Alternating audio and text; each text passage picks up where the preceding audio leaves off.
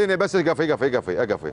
اولا الله يمليه الشيوخ اللي تقيمهم، هاي اللي قاعده تسولف هاي وحده. اثنين، خاف الشيوخ جبتوهم من برا حطيت لهم حمايات. اسمع يا اختي خلينا نكمل، تنطيني الحكي كلها لها ايش ماكينه، خلينا نسولف. اثنين، اريد اقولها بس رد على شغله واحده، انه انا ما صرت عميل وخليت ايدي بيد الحكومه حتى ابيع ربعي او ناسي حتى هي تقيمني. اي شيخ جاي تقيمهم انت؟ بعدين ادعوك انت دعوه من اخوكم علي الحاتم، انت والمالكي على المنصه هذه، شوف من يمثل المتظاهرين، سمعنا سوالف اعلام لا تاكلون بلسانكم.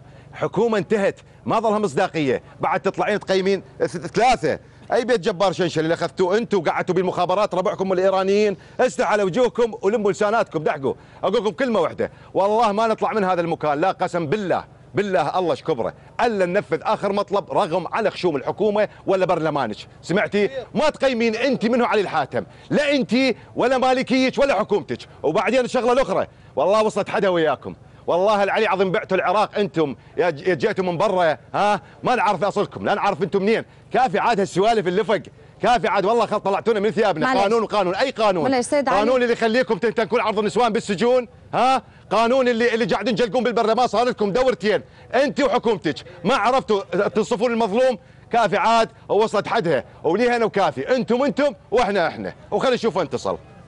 طيب المالكي يدعو إلى انتخابات مبكرة، أنتم تطالبون بأنه يخرج من السلطة. طيب هو يطالب بانتخابات مبكرة، هل ستشاركون بهذه الانتخابات سيد علي؟ والله اختي اقول السالفة، احنا قضيتنا الان مو قضية انتخابات، هي انتم خاف فكركم هذول الناس المفاريس جاي يصعدون، احنا قادة عشاير، احنا مو قادة احزاب وميليشيات، عندنا حقوق ناس.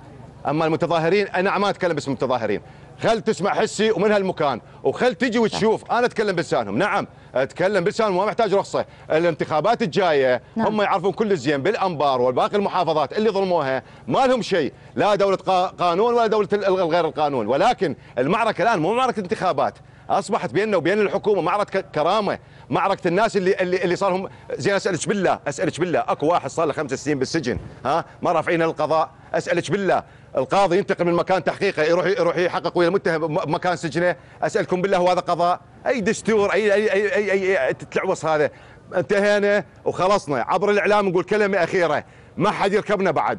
زمن اللي كانوا يسولفون على الدكتاتوريه ولا، وزمن اللي جاي بالمالكه وغيره ايضا ولا. لا نعترف بهذه الحكومه الا بعد ما تعتذر فقاعاتها وبنتنتها والشعارات اللي تسولف عنها هاي البرلمان. من رفع اعلام البحرين في مظاهرات المالكي؟ سيد علي من اللي حط شعارات طائفيه ما عندي وقت سيد علي في مظاهره المالكي؟ لا تعلمونا على السوالف. سيد علي ما عندي وقت، بس خلينا نسمح لسيده منى يمكن عندها رد، لانه